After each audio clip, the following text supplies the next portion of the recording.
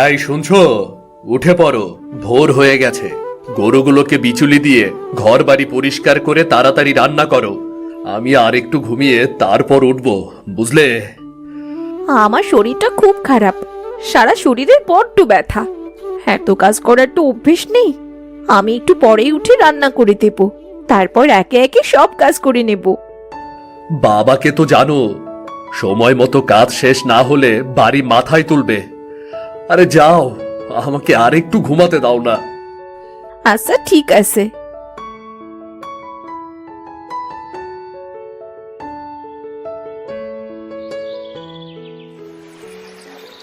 শীত প্রায় পড়েই গেছে, পানি কি ঠান্ডা!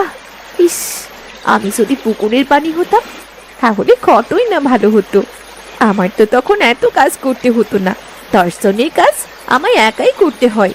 তবুও পান থেকে চুন খসলে বাবা কথা শোনাতে চারে না। গরিবের মেয়েদের বাবা মা কেন বড় ঘরে বিয়ে দেয়? এত কথা বলে আর কি হবে?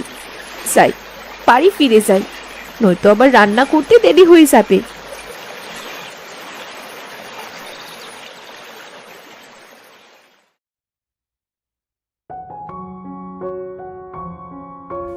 এ কি গো, সকাল 7টা বেজে গেছে, এখনো খাবার পেলাম না। বলি, সূর্য মাথায় উঠলে তবে কি মাঠে যাব নাকি?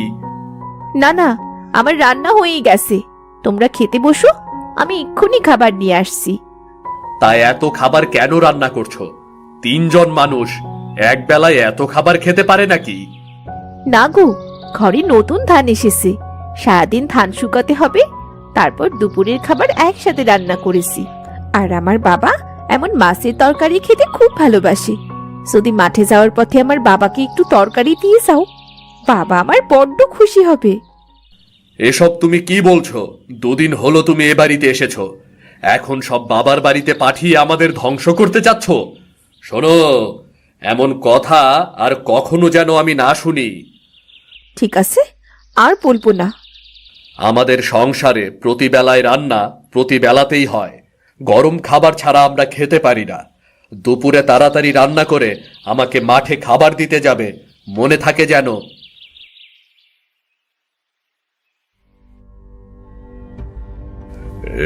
ইস, কি বিশ্রী!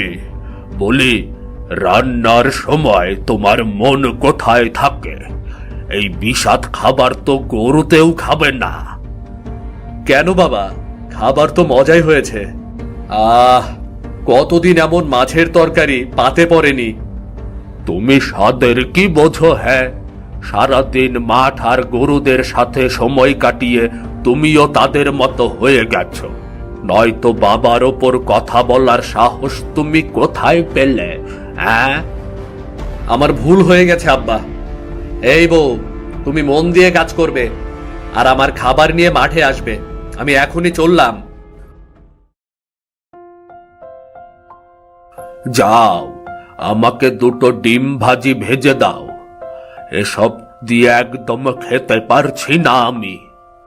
আমি তো সবে খাবারে হাত দিলাম বাবা, পাতির ভাত ফেলে গেলে শুনেছি সংসারে অমঙ্গল হয়। যে অলক্ষী ঘরে তুলেছি, তাতে ঘরে বেশি দিন মনে হয় লক্ষ্মী থাকবে না। যার মা মাঠে গরু চড়ায় আর বাবা ঘরে বসে ধান ভাঙে, তার মেয়ে কেমন সেটা আমার আগেই বোঝার দরকার ছিল। এখন যাও, আমি ডিম ভাজা দিয়ে ভাত খাবো। বাবাকে তো জিজ্ঞেস করা হলো না হাঁসের ডিম খাবে নাকি মুরগির ডিম। কি যে করি, আবার জিজ্ঞেস করব? না থাক বাবা, যদি আবার রেগে যায় তবে আমি একটা মুরগির ডিম আর একটা হাঁসের ডিম ভেজে নিয়ে যাই। বাড়ির বউদের একটু চাপে না রাখলে 2 দিন পর মাথায় উঠে বসবে। মেয়েটা রাধে ভালো, স্বাদ চড়ে না আর কাটেও না, তাই তো এমন মেয়ে ঘরে এনেছি। বাবা, কি হয়েছে বলো? আকাশ তো বড্ড মেঘলা, ধান শুকোতে দিয়েছি। আপনি যদি আপনার ছেলের খাবারটা নিয়ে মাঠে যান তবে খুব ভালো হতো বাবা, তবে আমি এই দিকটা সময় মতো সামলে নিতে পারতাম। তোমার সাহস তো কম নয় বৌমা, তুমি আমাকে কাজ করার আদেশ দাও। আমাকে খাবার বেড়ে দাও, তারপর খাবার নিয়ে মাঠে যাবে, বুঝলে?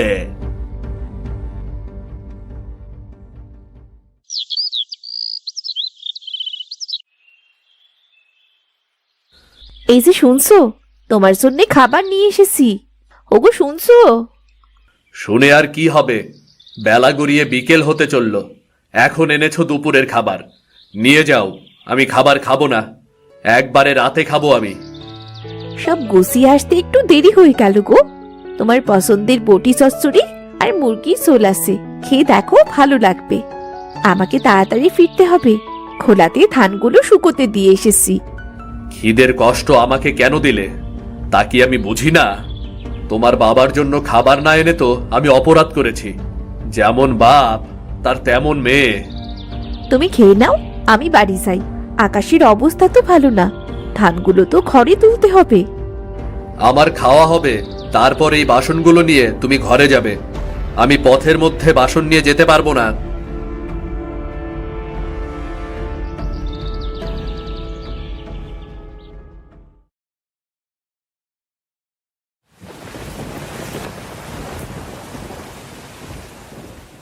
বড্ড হাঁপিয়ে গেছি, ধানগুলো তো ভিজেই গেল, আর আমিও ভিজে গেলাম।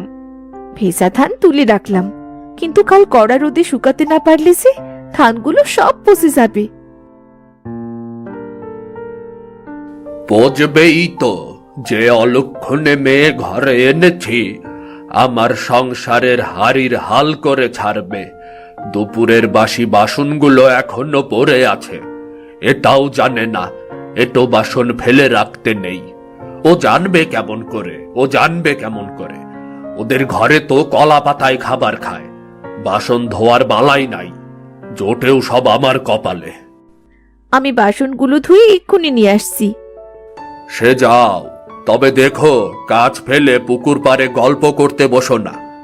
রাতের রান্না করতে হবে, রাতে কিন্তু মুড়ি ঘন্ট চাই, সাথে ডাল আর ঝরঝরে আলু ভাজাও লাগবে কিন্তু। সারা দিন সংসারের এত কাজ করি, তবুও কারো এতটুকু মন পাই না। জানি না কবে এই সংসার থেকে মুক্তি মিলবে আমার। ভেজা শরীরে থাকতে থাকতে কাঁপুনি দিচ্ছে, শরীরটা আর চলছে না। সারাদিন তাতে কুটোটিও কাটা হয়নি। যাই, দুপুরে একটু ভাত আর মাংসের তরকারি আছে, ওটুকু দিয়ে একটু খেয়ে নি। আরে বাপরে, সংসার ভেসে যায়, মহারানী আয়েশ করে পায়েস খাচ্ছেন। তা আপনার কি আর কিছু লাগবে নাকি? না মানে একটু খাবার পানি, একটু হাত পাখার বাতাস, বলুন না কি চাই। এই দাস হাজির আপনার হুকুমের তামিল করতে। আজ তোমার আবার কি হলো? এমন করে কথা বলছো কেন? তো কি করে কথা বলবো বলো? নিজের খাবারের কথা তো ঠিকই মনে থাকে, গরুগুলোকে যে খাওয়াতে হবে সে খেয়াল তোমার আছে? আমি খেয়েই তো গরুর খাবার দিতে যেতাম। আসলে ধান তোলার পর থেকে আমি একটু বসার সময় পাইনি গো, সারাদিন কিছু খাওয়াও হয়নি। তুমি একদিন না খেলে দেশ অশুদ্ধ হয়ে যাবে না, কিন্তু গরুগুলো ঠিক মতো খেতে না পারলে দুধ দেবে না। দুধ বিক্রির টাকায় ভেবেছি আরো কিছু গরু কিনবো। কোথায় আমাকে সাহায্য করবে তা না, উনি নিজের কথা ভাবছেন। সংসারে এত নিজের কথা ভাবলে চলবে না। আমি এক্ষুনি যাচ্ছি, আপনি একদম চিন্তা করবেন না। ধানগুলো এত ভিজেছে কেন? ধান নষ্ট হলে টাকা কে দেবে? একটা টাকা আনার মুরদ নেই, শুধু অপচয় আর অপচয়। আপনি রাগ করবেন না, অবেলায় বৃষ্টি এসেছিল তো, রাতে অনেক রান্না করতে হবে। বলছিলাম কি, আপনি যদি গরুগুলোকে খেতে দেন, সারাদিন পর খাবার খেয়ে আমি আর দাঁড়াতে পারছি না। তা পারবে কেন? আলসে মেয়ে একটা, কোনো কাজ গুছিয়ে করতে জানে না। আমি কি রাখাল নাকি যে গরুকে খেতে দেব? এসব তোমার কাজ, নয়তো খামাখা একজনকে কেন আনবো বসিয়ে বসিয়ে খাওয়াতে? বাড়িতে এত কাজ আমি কি করে একা সামলাবো? বাড়িতে যদি একটা রাখাল রাখেন তাহলে খুব ভালো হয়, অন্তত একটা কাজ কমে যেত। আমার কি বুদ্ধি নেই? তোমার বুদ্ধিতে আমার চলতে হবে? রাখাল রাখবো কেন? আবার আরেকটা পেট, আমরা তো রাজার বংশ নই। যাও, আহ্লাদ না করে সব কাজ সেরে ফেলো, যাও।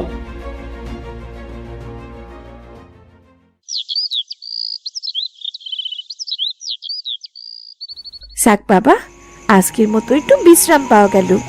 বিধাতা, কালকের দিনটা একটু দেরিতে দিও, নয়তো আমাকে আরো দ্রুত কাজ করার শক্তি দিও। প্রতিদিন এত কথা শুনতে আমার একদম ভাল লাগে না। আমাকে এক খিল্লি পান সাজিয়ে দাও, এলাচ আর কালো জিরা দিয়ে সাজিও কেমন? খাওয়ার পর পান না খেলে ভালো ঘুম হয় না। আপনি ঘরে যান, আমি পান সাজিয়ে দিচ্ছি।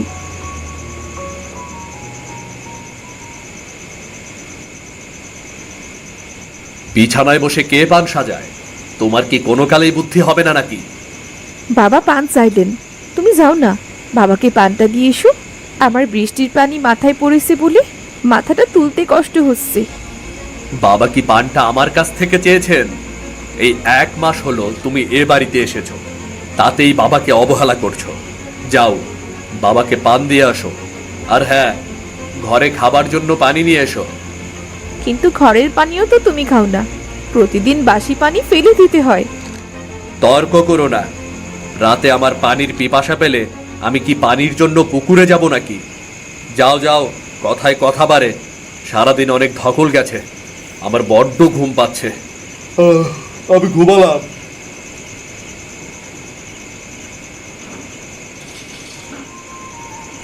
হায় রে মানুষ, সকলের ঘুম পায়, শুধু আমারই ঘুম পেতে নেই। কাজের লোকের চেয়েও কি আমার মান এত কম?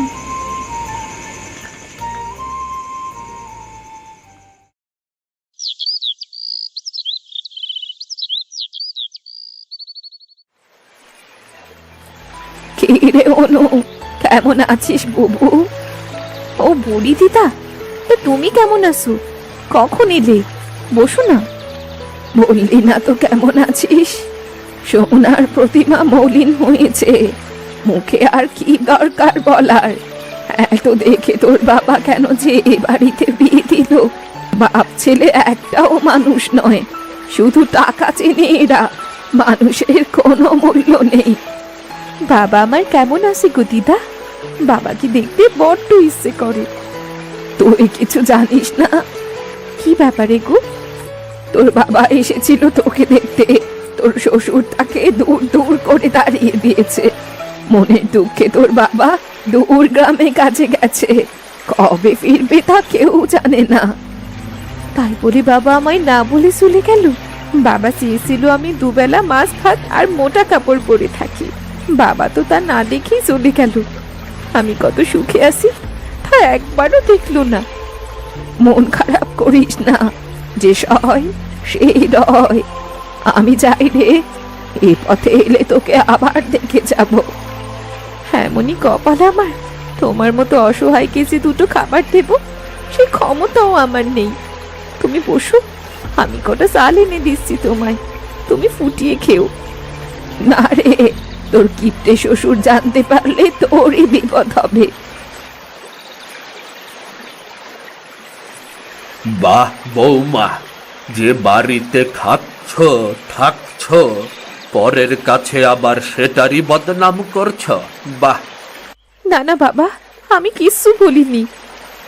আজ তোমার হচ্ছে, আজ তোমার খাওয়া বন্ধ। আর এ কেমন কাপড় ধুয়েছ তুমি? একটাও পরিষ্কার হয়নি, হবে কি করে? কাজে মন না থাকলে তো হবেই না। যাও যাও, আবার ধুয়ে নিয়ে আসো ভালো করে, যাও। আর এই যে বুড়ি, আমার বাড়ির ত্রিসীমানায় যেন তোমাকে আর কোনোদিন না দেখা যায়, কথাটা মনে রেখো। তোমার সীমানায় আসতে আমার বইই গেছে, মানুষ নও তোমরা।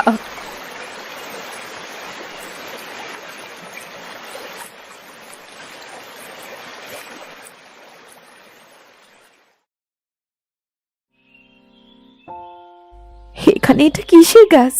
পাতাগুলো দেখে তো পেঁপে পাতার মতো মনে হচ্ছে, কিন্তু এমন অদ্ভুত সুন্দর।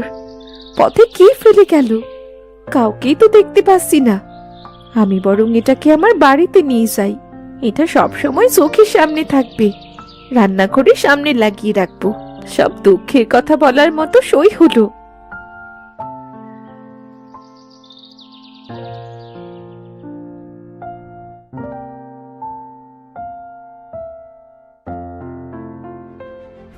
বউ, ও বউ, হ্যাঁ বলো না। তোমার সাহস তো কম নয়। তুমি অন্যের কাছে বাড়ির নামে বদনাম করো। আজ তোমার একদিন কি আমার একদিন। আমি কাউকে কিচ্ছু বলিনি গো, তবুও বাবা আমাকে শাস্তি দিয়েছে, সারাদিন কিচ্ছুটি খেতে পারবো না। তুমি আবার নতুন করে কি শাস্তি দিবে? বাপের বাড়ি পাঠিয়ে দেব, তারও তো কোনো উপায় নেই। ধুর, যাও যাও যাও, তাড়াতাড়ি রান্না করে খেতে দাও। আজ বেশ কষিয়ে মাংস রান্না করবে, কেমন? বেশ, তাই হবে।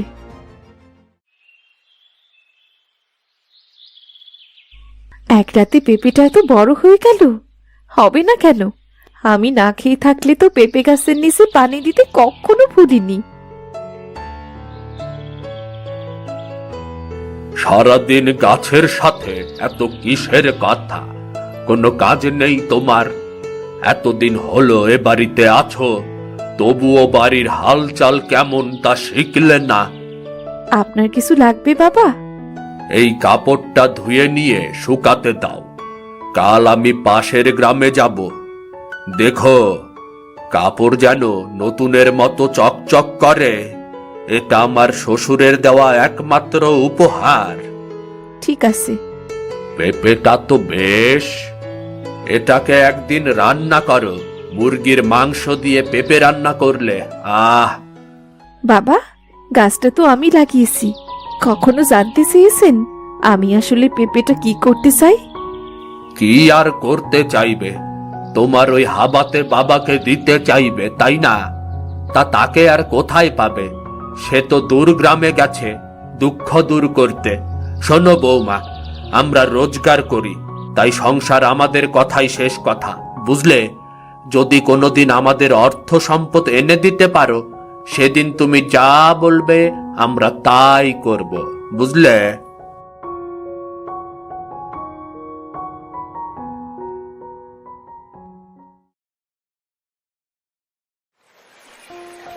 ও বুড়ি দিদা, কেমন আছো গো তুমি? কতদিন পর দেখলাম। আমার আর থাকা, আমি তোর জন্যই অপেক্ষা করছি অনু।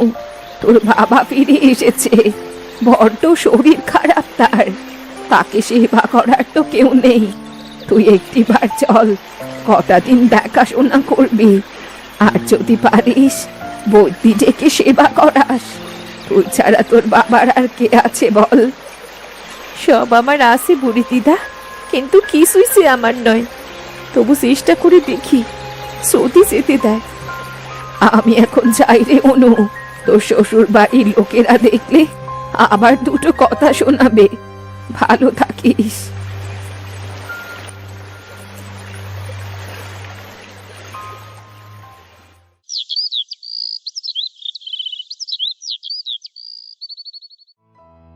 বউ, খাবার হয়েছে, খেতে দাও। খেয়ে জমিতে যেতে হবে, আজ সেচ দেব, বুঝলে? আসতে দেরি হবে। রান্না হয়ে গেছে, এক্ষুনি খেতে দিচ্ছি। তুমি কাঁদছো কেন? চোখে উনুনের ধোয়া লেগেছে? তুমি পারো, কবে থেকে রান্না করছো, এখনো অভ্যেস করতে পারলে না। আমাকে কটা দিনের জন্য বাপের ভিটায় যেতে দেবে? আমার বাবার জন্য মনটা বড্ড কাঁদছে, বাবার শরীরটাও ভালো না। পাগল নাকি তুমি? বড় গরুটার বাচ্চা হবে, কদিন পর ফসল ঘরে তুলবো, কোথাও যাওয়া হবে না। আমাকে যা বলেছো বলেছই, বাবাকে যেন বলতে যেও না। আমি বসছি, তুমি খাবার নিয়ে এসো। পেঁপে গাছ না হয়ে তুই টাকার গাছ হতে পারলি না? কটা টাকা হাতে গুছে দিলে তো সংসার আর সংসারের মানুষগুলো আমার হতো। কেঁদো না অনু, আমি তো আছি। কে কে কথা বললো? আমি গো, আমি তোমার আদুরে পেঁপে গাছ। এই পেঁপে বছরে একবারই ফলবে, আর সেই পেঁপে তোমার ভাগ্য বদলে দেবে। তবে সাবধান, কেউ তোমায় কষ্ট দিলে আর পেঁপে ফলবে না। কি বলছোটা কি? একটা পেঁপে কি করবে জানো? আমার বাবার জন্য মনটা কেমন যেন করছে। যদি তার চিকিৎসা করাতে পারতাম। সব পারবে, তুমি এই পেঁপেটা পেরে নাও, আর কেটে দেখো না কি হয়। আজ থেকে তুমি হবে রানী, সকলে তোমার দাস, কারণ ওরা কেবল টাকার গোলাম। তোমার কথা মানে আমি কিছু বুঝতে পারছি না। আমি হলাম জাদুর পেঁপে গাছ। আমার পেঁপে শুধু চাষি বউয়ের। তোমার দুঃখ দূর হোক, এবার সুখে দিন কাটাও।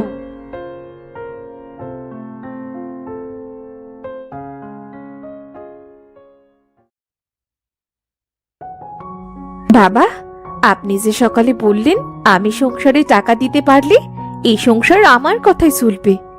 আমি যদি টাকার বদলে হিরে দিই তবে কি করবেন? কি সব বলছো তুমি? পাগল হয়ে গেলে নাকি? যাও যাও, খাবার দাও। বাবা বলুন, কি করবেন? সারাদিন আমায় এত পরিশ্রম করতে হবে না, বলুন। আমি যা চাইবো তাই হবে তো? হ্যাঁ, হবে। দাও দেখি কেমন করে হিরে দিতে পারো। সোনাই চোখে দেখেছো কিনা সন্দেহ, এসেছে আবার হীরের খবর দিতে। হীরে আর কাচের তফাৎ বোঝো? এই দেখুন বাবা, একদম খাঁটি হিরে। আমার পেঁপে গাছ দিয়েছে। এই পেঁপে আমার। এই পেঁপে গাছ আমায় কথা দিয়েছে প্রতি বছর আমাকে একটি করে পেঁপে দিবে, তাও হিরে ভর্তি। তবে কেউ আমায় দুঃখ দিতে পারবে না। আমি দুঃখ পেলে পেঁপে গাছে আর পেঁপে ফুলবে না। আরে বাপারে, এ তো হিরে! এবার তো আমরা আরো ধনী হয়ে যাব। না না না, আমরা তোমাকে আর কখনো দুঃখ দেব না। তুমি দুঃখ পাও এমন আর কোনো কাজও করব না। তুমি শুধু বসে বসে হুকুম করবে। আরে বৌমা, তুমি দাঁড়িয়ে কেন? বসে কথা বলো না।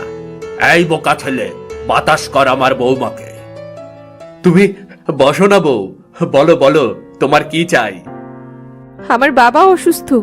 আমি চাই বাবাকে বৈদ্য দিয়ে চিকিৎসা করানো হোক। সাথে আমার বাবার খাওয়া পড়ার দায়িত্ব নিতে হবে। আবার বাপের বাড়ি? না মানে তোমার কোনো কাকা বা ফুপু থাকলেও তো বলতে পারো নাকি? আজই আমি লোক পাঠাচ্ছি, তুমি একদম ভেবো না। তুমি ঘরে যাও বৌমা, আমি সব ব্যবস্থা করছি, কেমন?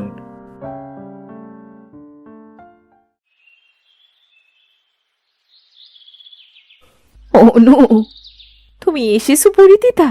আমার বাবা কেমন আছে? খুব ভালো আছে রে।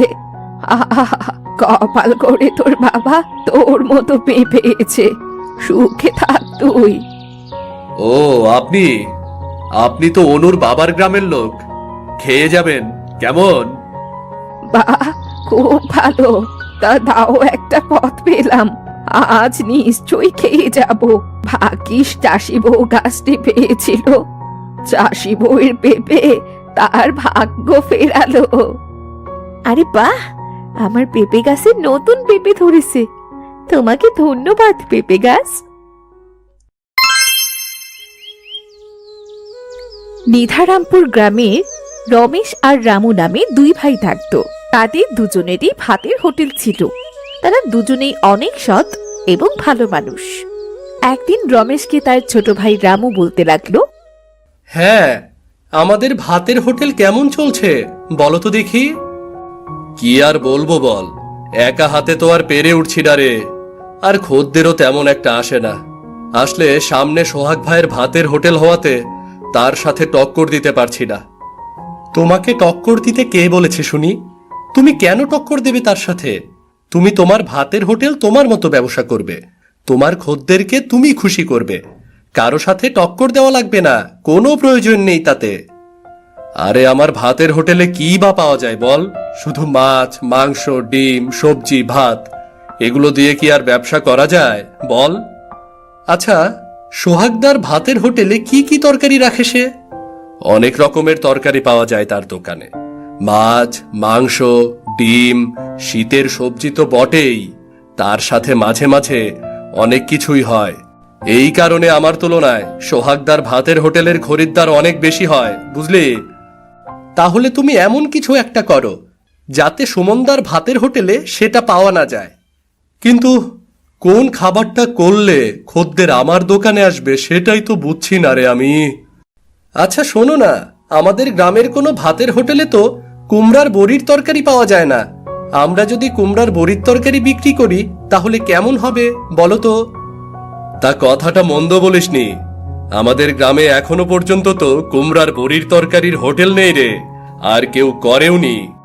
তাহলে আমরা যদি কুমড়ার বড়ির তরকারি হোটেলে করি তাহলে সেটা একটা নতুনত্ব খাবার হবে। আমার বিশ্বাস এই গ্রামের লোকেরা অনেক পছন্দ করবে। হ্যাঁ, এজন্যই তো বলছি আমি এ কথা। আচ্ছা, তাহলে কুমড়ার বড়ি বানানোর জন্য যা যা লাগবে ওইগুলো লিখে দাও। আমি বাজার থেকে সবকিছু এনে দেব, কেমন? আচ্ছা আচ্ছা। ওইদিকে সাগরদার হোটেলে আসুন আসুন, খেয়ে যান, গরম গরম ভাত খেয়ে যান। অল্প মূল্যে ভাত খেয়ে তারপর নিয়ে যান। একবার খাবেন তো বারবার ইচ্ছে করবে। আসুন আসুন, শাক, ডিম, সবজি যা চাবেন তাই পাবেন। আসুন আসুন, খেয়ে যান এবং নিয়েও যান। আসুন। এই হরিশ, একটু কথা শুনে যা তো। হ্যাঁ বাবু, কি বলবেন বলুন। আজকের ভাতের সাথে কালকে বেঁচে যাওয়া ভাতগুলো মিলিয়ে দিয়েছিস তো? হ্যাঁ বাবু, সে কথা কি আবার বলতে হবে নাকি? কালকের ভাতগুলো মিশিয়ে দিয়েছি। খদ্দের বাসি ভাত খাচ্ছে নাকি টাটকা ভাত খাচ্ছে সেটা আর বুঝতে পারবে না। ঠিক আছে ঠিক আছে, এভাবে চলতে থাকলে আমাদের ব্যবসা ভালোই চলবে রে। আমাদের মুনাফাও দ্বিগুণ হবে। কিরে হরিশ, কি হলো বাবু? রমেশ আর রামুর ভাতের হোটেল বন্ধ করে কেন রেখেছে? ভাতের হোটেল বন্ধ না করে কি করবে বলুন? ওদের তো মুনাফাই হয় না ব্যবসায়। ওদের ভাতের দোকানে কি বেশি খদ্দের চাই নাকি? কি বলছিস তুই, সত্যিটা কি? হ্যাঁ বাবু, হ্যাঁ। আরে যাক, তাহলে ভালোই হয়েছে। এই গ্রামে আর একটাই ভাতের দোকান, সেটা হলো আমাদের। সমস্ত খদ্দের আমার কাছেই আসবে এখন থেকে। আমি আরো বেশি বেশি ভাত বিক্রি করতে পারবো। হ্যাঁ বাবু, ঠিকই বলেছেন। আর যদি সেই ভাত বেঁচে যায় তাহলে সেগুলো পরের দিন আবার বিক্রি করবো।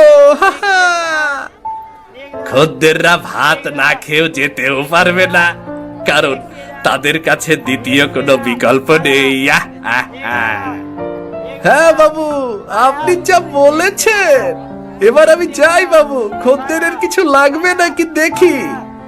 ঠিক আছে, তুই এখন যা, কেমন?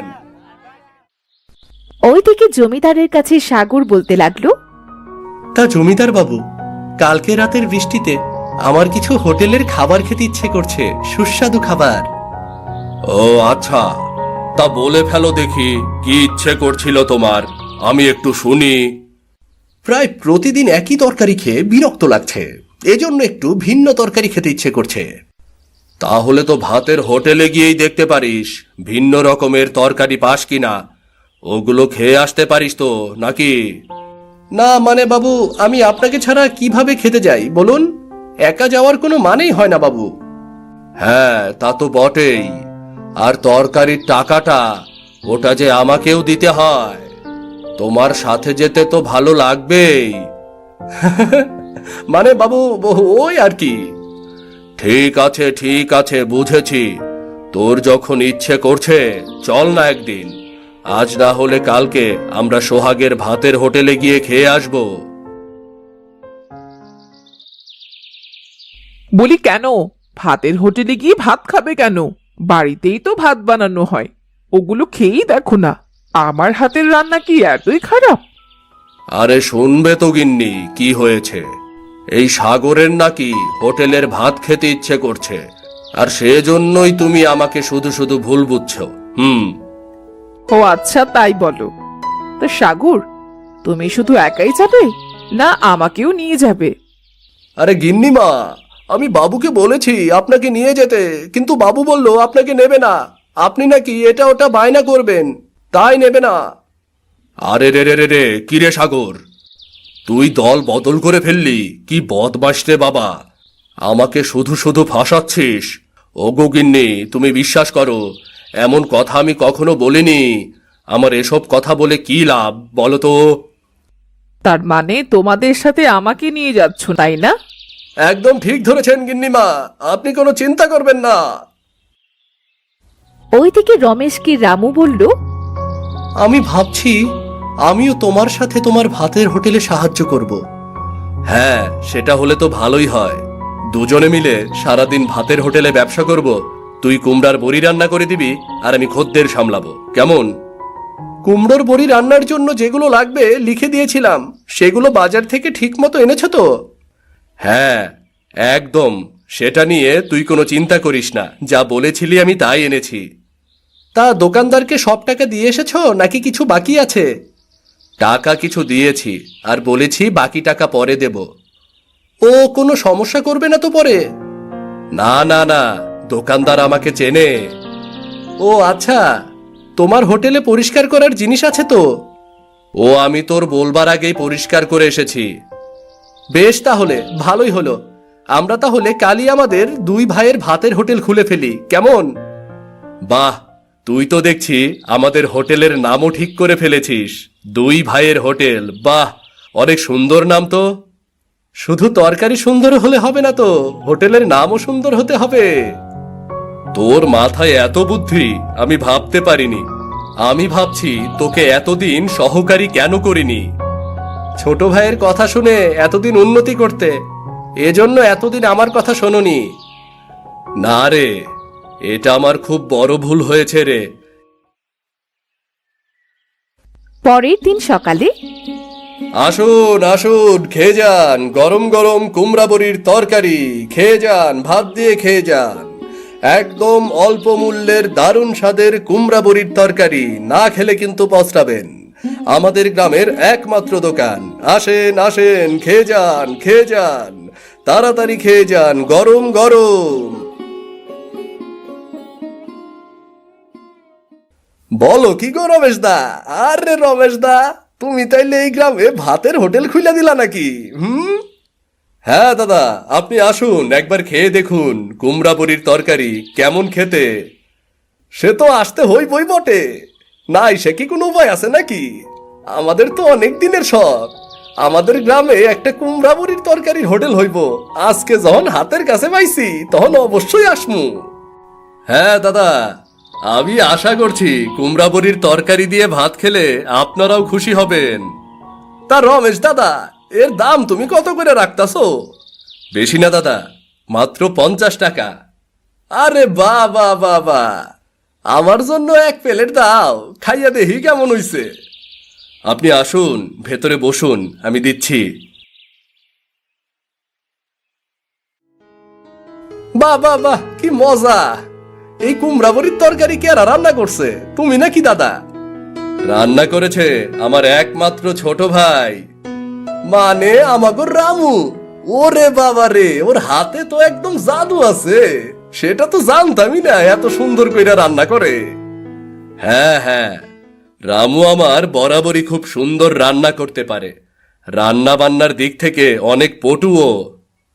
একটা কথা জিজ্ঞেস করুন রমেশ দা, কিছু মনে করবেন না তো? না না না, মনে করবার কি আছে, তুমি বলো না কি বলবে। তুমি হঠাৎ কইরা রসগোল্লা, চমচম, দই, মিষ্টি এগুলান বাদ দিয়া ভাতের হোটেল খুললা কেন? আসলে দাদা, রসগোল্লা, দই, মিষ্টি ওগুলো বিক্রি করে বেশ ভালো একটা ইনকাম হচ্ছিল না, আর সবকিছুই তো আস্তে আস্তে পরিবর্তন করতে হয়, তাই না? তা যা বলছো তুমি, আমি তো বেশিরভাগ সময় সোহাগদার ভাতের হোটেল থেকে ভাত নিতাম। সোহাগদার হোটেলে অনেক রকমের তরকারি থাকে। হ্যাঁ, আর আমার আগের হোটেলে বেশিরভাগ খদ্দের ছিল বয়স্ক, কিন্তু তারাও ধীরে ধীরে শারীরিক কারণে আমার হোটেলে আর আসতে পারছে না। এর জন্য আমার হোটেলের লাভও হচ্ছিল না খুব একটা। না না রমেশ দা, যেটা করছো তুমি ঠিকই করছো। সময়ের সাথে জিনিসের পরিবর্তন না করলে ব্যবসা করা যায় না গো। তুমি এই ব্যবসাটা চালাইয়া যাও। আমাগর রামুর হাতে সত্যিই জাদু আছে, অনেক সুন্দর, কোনো কিছুর সাথে তুলনা হয় না। তোমরা পাশে থাকলে অবশ্যই উন্নতি করতে পারবো গো। ওইদিকে হরিশ সোহাগদার কাছে দৌড়ে গেল। আরে কি হলো হরিশ, তুই এভাবে দৌড়াচ্ছিস কেন? কি হলো, কি ব্যাপার বল আমাকে। বাবু, আপনি তাড়াতাড়ি ওইদিকে চলুন, একটা ব্যাপার ঘটে গেছে। আপনি তাড়াতাড়ি চলুন বাবু, এক্ষুনি চলুন তাড়াতাড়ি। কেন রে, কি হলো আবার? আমাদের বাসি ভাতের কথা লোকজন জেনে গেছে নাকি রে? না বাবু, কথা না বাড়িয়ে তাড়াতাড়ি চলুন না।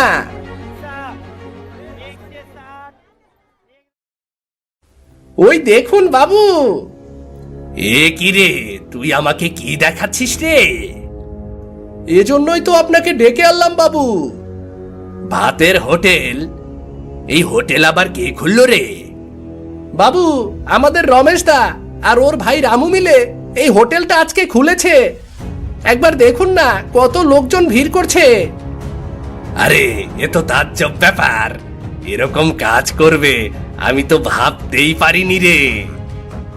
এখন কি করবেন বাবু, আমাদের হোটেলে তো একটা লোকও আসছে না ভাত নিতে, সবাই ওই দোকানে যাচ্ছে। দাঁড়া দাঁড়া, আমাকে একটু ভাবতে দে, এভাবে তো হাল ছেড়ে দিলে হবে না। এক কাজ কর, তুই রমেশের হোটেলে চলে যা। এই নে, এই টাকাগুলো নিয়ে যা। হোটেলে খেয়ে সমস্ত তথ্য রমেশের কাছ থেকে নিয়ে আসবি। যা, এক্ষুনি যা। কিন্তু বাবু, রমেশ কুমড়া বড়ি বানানোর পদ্ধতি কিছু বলবে কি? আরে গাধা নাকি তুই?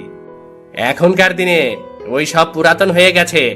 তুই শুধু জিজ্ঞেস করে আসবি কত করে বিক্রি করছে। যা, দেরি করিস না। ওইদিকে জমিদার বাবু। তা সগর, আমি মাঝে মাঝে ভাবি তুমি আমার সহকারী না তোমার গিন্নি মায়ের গুপ্তচর। আমি দুটোই বাবু, জমিদার বাবু, আমি দুটোই। আমাকে দুদিকেই খেয়াল রাখতে হয়, না হলে তো আমার উপায় নেই। তুই বেশি কাকে প্রাধান্য দিস, আমাকে না তোর গিন্নিমাকে? দুজনকেই। আমি যেমন গিন্নিমাকে আপনার সম্বন্ধে খবর দিই, তেমনি করে আপনার জন্য সুন্দর একটা খবর এনেছি। তা কি খবর শুনি? আমাদের গ্রামে রমেশ ও তার ভাই রামু আছে না, ও আমাদের গ্রামে ভাতের হোটেল খুলেছে। কি বলছিস রে, এ তো খুব আনন্দের কথা। শুধু আনন্দ পেলেই হবে না, আমাকে আর গিন্নিমাকেও একদিন নিয়ে যেতে হবে, খাওয়িয়ে আনতে হবে। হবে হবে, নিশ্চয়ই হবে, কিন্তু তুই গিন্নিমার কানে এই কথা তুলিস না যেন। সেটা না তুলে আমি থাকতে পারবো না জমিদার বাবু। ওই যে বললাম না, আমাকে দুইজনেরই খেয়াল রাখতে হয়। মাঝে মাঝে ভাবি তুই জমিদার নাকি আমি। কেন আমার কানে? এটা কি তোমার কোনো অসুবিধে হয়?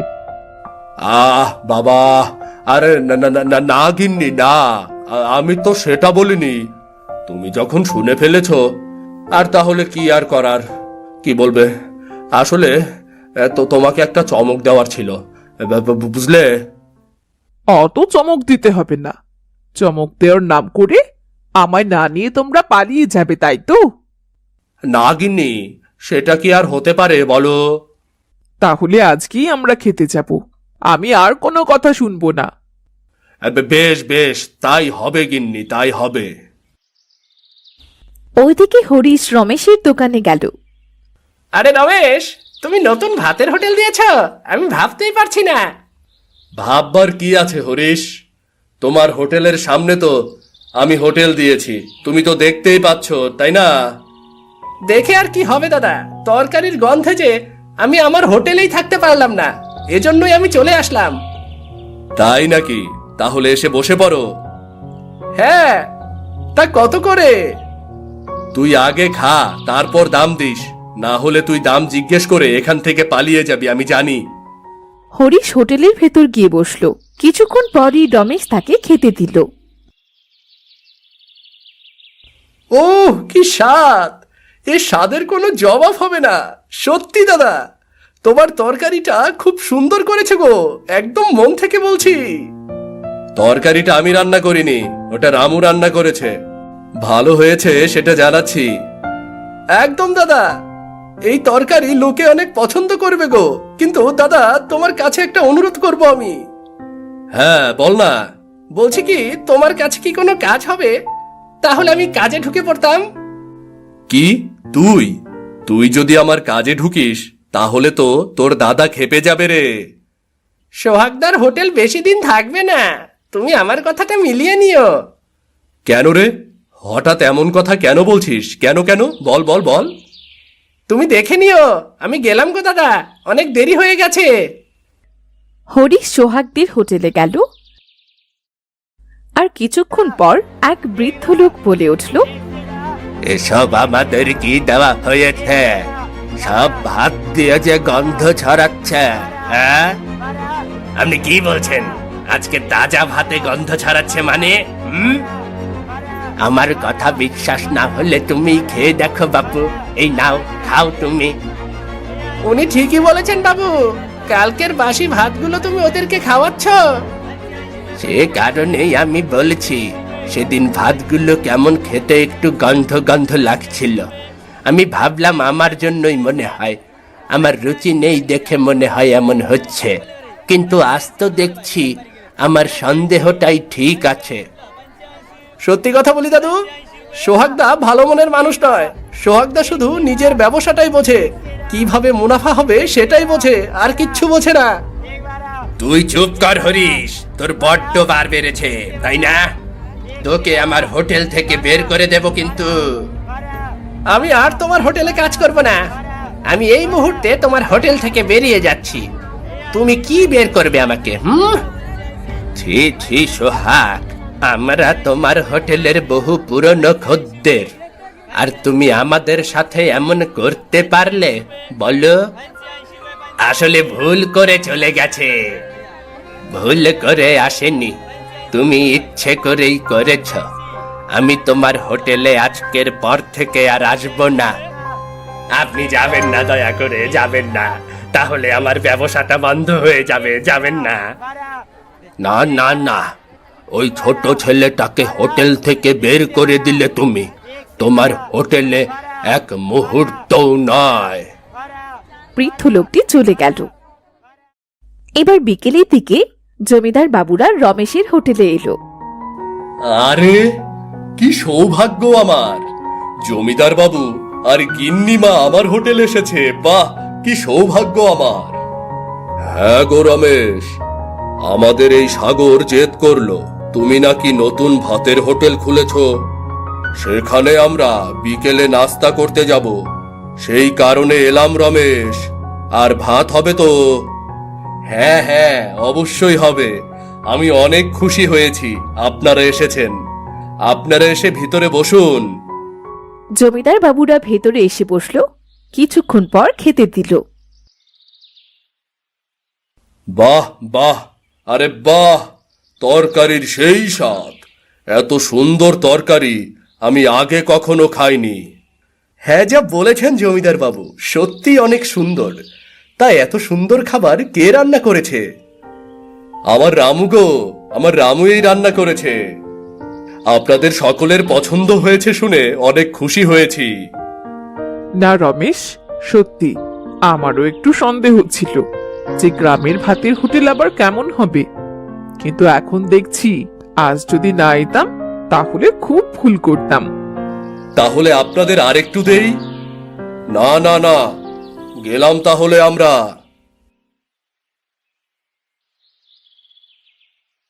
এরপর রমেশ দোকান বন্ধ করে বাড়ি চলে এলো। কি গো, দোকানে বেচা কেনা কেমন হলো? প্রথম দিনের ভাতের হোটেলে তো একদম দারুণ বিক্রি হয়েছে। আমি তো তোমাকে আগেই বলেছিলাম, নতুন খাবার পেলে সব মানুষ সেটা নেবে, মানুষ আগ্রহ করবে গো। হ্যাঁ, তুই তো কখনো ভুল কথা বলিস না। তাহলে কাল থেকে আরো বেশি করে বানাতে হবে, তাই তো? হ্যাঁ। ও, আর তোর সাথে হরিশও থাকবে তোকে সাহায্য করার জন্য। হরিশ তো সোহাগদার ওখানে কাজ করত। সোহাগদা কিছু বলবে না তো? হরিশ যদি আমার এখানে কাজ করে তাহলে ও আর কি বলবে? তা ঠিকই বলেছ। আচ্ছা, সমস্যা নেই, ভালোই হয়েছে। এরপর থেকে রমেশ তার হোটেল অনেক ভালোভাবে চালাতে থাকে, আর কদিনের মধ্যেই গ্রামে তার অনেক নাম হয়ে যায়। কদমতলী গ্রামে বাস করত ফুলবানু নামে এক গরিব বুড়ি। বুড়ির 7 কুলে কেউ ছিল না, কিন্তু বুড়ির একটি পুকুর ছিল। সে পুকুরে মাছ চাষ করে বুড়ির কোনো মতে দিন চলত। হঠাৎ একদিন পুকুরের সব মাছ মারা যায় আর বুড়ি বসে বসে কাঁদতে থাকে। এখন আমি কিভাবে সংসার চালাবো? আমার পুকুরে যে কটা মাছ ছিল সেও তো মারা গেল। এখন তো আমি না খেয়ে মরবো। ফুলবানুর বাড়ির পাশে একটা জঙ্গল ছিল। সেই জঙ্গলে মিষ্টি নামে এক পরী ঝিঝি পোকার সাথে খেলছিল। বুড়ির কান্না শুনে মিষ্টি পরীর খুব মায়া হয়। এই রাতের বেলায় এমন করে কাঁদছে কি? দেখি তো যে, আমার তো মনে হয় কেউ বিপদে পড়েছে, তাকে আমার সাহায্য করে দরকার।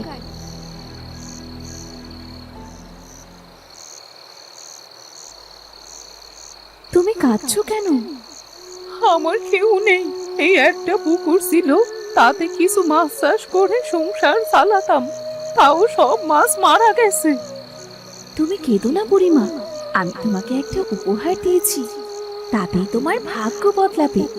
কি সেটা? সেটা সকালেই দেখতে পাবে।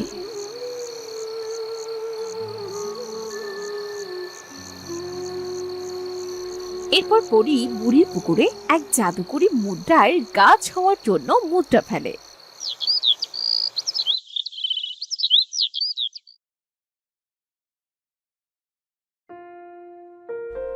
আরে ওটা কি?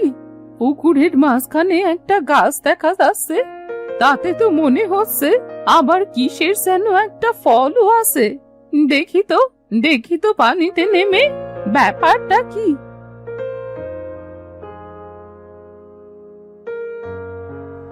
আরে এই তো দেখছি একটা সোনার মুদ্রা, আবার দেখছি গাছে ধরেছে।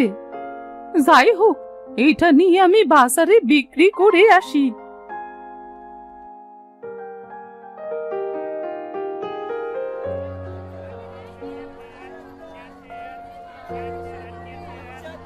আমি এই মুদ্রাটা বিক্রি করব। দেখো তো বাসা, কত দাম? এ তো অনেক দাম। এই মুদ্রা আপনি কোথায় পেলেন? আমার ছিল, তুমি বলো তো চলবে কিনা? হ্যাঁ হ্যাঁ, চলবে চলবে, দাও আমি দাম দিচ্ছি। আরো থাকলে আমার কাছে এনো বুড়িমা। আছে বাসা, বেশ ভালোই টাকা হলো। যাই, এটা দিয়ে বাজার করে নিয়ে যাই।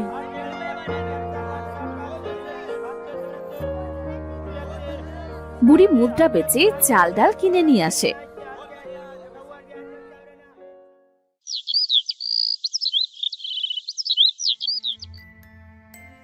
এইভাবে বুড়ির দিন ভালোই যাচ্ছিল। এরপর বুড়ি মুদ্রা নিয়ে আবার বাজারে গেল। তা বুড়িমা, তুমি তো প্রতিদিন এই এত এত মুদ্রা নিয়ে আসো, তা বলি কি, তুমি এই মুদ্রাগুলো পাও কোথায়? তা আমি কোথায় মুদ্রা পাই তা নিয়ে তোমার মাথা না ঘামালেও চলবে বাপু। তোমার কাছে এসেছি বিক্রি করতে, তুমি ইচ্ছে হলে নাও আর না হলে না নাও। আহা, তুমি রাগ করছো কেন বুড়িমা? আমি বরং অন্য দোকানে যাই, তোমার সাথে অত প্যাসাল করার সময় নেই গো বাপু আমার। এই না না না, তুমি যেও না, আমি নিচ্ছি তোমার মুদ্রা। তুমি এমন রাগ করছো কেন? আমি তো এমনিতেই জিজ্ঞেস করলাম। এই বুড়ি মুদ্রা কোথায় পায়, আমাকে আজকে তা দেখতে হবে। আমি বুড়ির বাড়িতে রাতে গিয়ে দেখবো সব।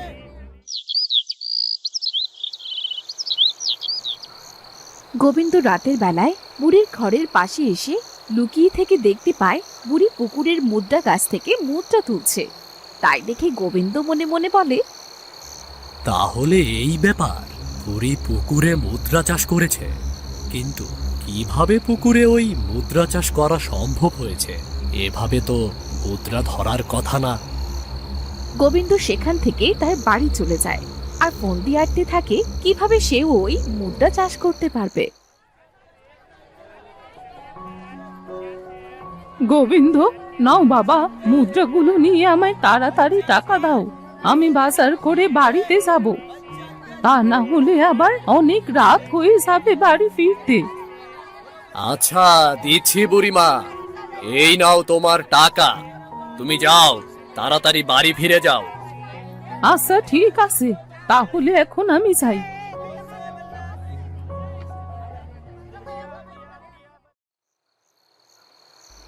গোবিন্দ আস্তে আস্তে বুড়ির বাড়িতে যায়। বুড়ির ঘরে যেয়ে মুদ্রার রহস্য খুঁজতে থাকে, কিন্তু কোনো কিচ্ছু খুঁজে না পেয়ে বুড়ির পুকুর থেকে মুদ্রার গাছ কেটে নিয়ে আসে।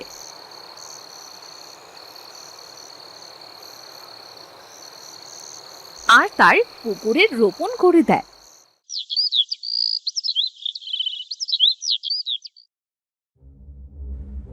বুড়ির পুকুর থেকে তো সব গাছ উঠিয়ে আমার পুকুরে লাগালাম, তাও তো কিছুতেই কিছুই হলো না। হায় আল্লাহ, এ আমার কেমন সর্বনাশ হলো! আমার পুকুরে তো কিছু নেই। এখন আমি চলবো কিভাবে? কি খেয়ে থাকবো আমি? এই মুদ্রাগুলো দিয়েই তো আমার সংসার চলতো। এই বুড়ি, তোর মুদ্রা চাষের রহস্য এখনই আমাকে বলবি, তা না হলে আমি তোকে মেরে ফেলবো। শয়তান, তাহলে তুই আমার সর্বনাশ করেছিস? তুই আমার এই মুদ্রার গাছ কেটে নিয়ে গিয়েছিলি? হ্যাঁ, আমি নিয়ে গিয়েছি, কিন্তু তা দিয়ে কোনো লাভ হয়নি। তুই এখন বলবি আমি কিভাবে এই মুদ্রা চাষ করতে পারবো? আমি কোনোদিনও তোকে এই মুদ্রা চাষ করার কথা বলবো না। তাহলে তোকে এখন আমি মেরে ফেলবো। না, আমাকে মেরো না। আমি বলছি, আমি সব কিছু বলছি। দয়া করে মেরো না, মেরো না আমায়। তাহলে তাড়াতাড়ি বল, আমার আর দেরি সহ্য হচ্ছে না। বলছি, এখনই বলছি। শোনো, শোনো তাহলে। আমাকে একটা পরী একটা মুদ্রা দিয়ে বলেছিল সে এই মুদ্রাটা আমার পুকুরে ফেলে দিলে সেখানে একটা মুদ্রার গাছ হবে, আর সেই গাছ থেকেই মুদ্রা হবে। তাহলে এখনই সেই পরীকে তুই ডাক দিবি, আর আমিও তার কাছ থেকে একটা মুদ্রা নিয়ে আমার পুকুরে ফেলে দেব, আর সেখানে মুদ্রা হবে। আমি ডাকলে কি সেই পরী আসবে? তাছাড়া আমি পরীকে কি বলে ডাকবো? গোবিন্দ বুড়িকে মারতে যাবে, আর বুড়ি তখনই কান্না করতে শুরু করে। আর ঠিক তখন সেই মিষ্টি পরী সেখানে চলে আসে, আর গোবিন্দকে বলে, কি হয়েছে বুড়িমা তোমার? তোমার তো কোনো দুঃখ থাকার কথা না। আমি তো তোমাকে একটা মুদ্রা দিয়ে সাহায্য করেছিলাম, তোমার তো সুখে দিন কাটাবার কথা। হ্যাঁ পরী, তুমি আমায় মুদ্রা দিয়ে সাহায্য করেছিলে। আমার তো কোনো দুঃখের কথা ছিল না, আমার তো দিন ভালোই যাচ্ছিল। কিন্তু এই গোবিন্দ আমার সব মুদ্রার গাছ কেটে নিয়ে গেছে। এখন আবার এসেছে আমাকে মারতে। শয়তান বুড়ি, তুই আমাকে মুদ্রা চাষের কথা না বলে আবার পরীর কাছে আমার নামে নালিশ করেছিস। তোর পরী আমার কিচ্ছু করতে পারবে না। শয়তান লোক একটা, তুই কোনোদিনও মুদ্রা চাষের রহস্যের কথা জানতে পারবি না। আমি তোকে শাস্তি দেব। তুই বুড়িমার মুদ্রা গাছ চুরি করে নিয়ে গিয়েছিলি, আবার তাকে এখন মারতে এসেছিস? পরী, ভালোই ভালোই বলছি, আমাকেও একটা দাও, তা না হলে আমি তোমাকেও মেরে ফেলবো। আমার একটা মুদ্রা চাই চাই। গোবিন্দ, বেশি লোভ করতে চেও না। বেশি লোভের কারণে তুমি নিজেই ধ্বংস হয়ে যাবে। কি করবে তুমি আমার? তার চেয়ে বরং ভালো তুমি আমাকে একটা মুদ্রা দাও, আর আমি সেটা নিয়ে এখান থেকে চলে যাই। এই নে তাহলে তোর মুদ্রা। আমি তোকে বলেছিলাম বেশি লোভ করতে না, তুই তো আমার কথা শুনলি না। এখন থাক বন্দি হয়ে। আমাকে ছেড়ে দাও, আমি আর কোনোদিন লোভ করব না। দয়া করে আমাকে মাফ করে দাও। তোর কোনো মাপ নেই। তোদের মতো মানুষের জন্য সাধারণ মানুষ কখনো ভালোভাবে বাঁচতে পারে না। বুড়িমা, এই নাও, এটা দিয়ে তুমি তোমার পুকুরে ফেলে আবার চাষ করতে পারো। এটা আগের চেয়েও ভালো মুদ্রা, আর এটা শুধু সোনার মুদ্রা হবে না, এটা দিয়ে বিভিন্ন ধরনের মুদ্রা চাষ করা যাবে। তোমাকে অনেক ধন্যবাদ পরী, তুমি আমাকে আবার নতুন করে বাঁচার উপায় দিয়েছো। আমি আমার সাধ্য মতো গরিব দুঃখী মানুষকে সাহায্য করব। তুমি চিন্তা করো না পরী। আমাকে ধন্যবাদ দিতে হবে না বুড়িমা, এটা তো আমার দায়িত্ব ছিল তোমাকে সাহায্য করার। এখন তাহলে আমি আসি বুড়িমা, তোমার যদি কখনো কোনো দরকার হয় তাহলে আমাকে স্মরণ করো, আমি চলে আসবো তোমার কাছে।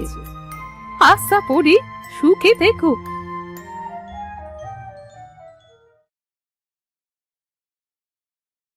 বুড়ির পুকুরে আবার অনেক রকমের মুদ্রা চাষ হতে থাকে।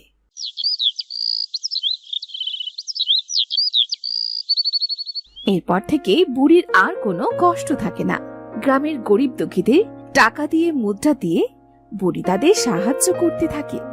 আর এদিকে গোবিন্দ সেই খাঁচার মধ্যেই আটকে থাকে। বুড়ি গ্রামের মানুষদের সাহায্য করে সুখে শান্তিতে বসবাস করতে থাকে।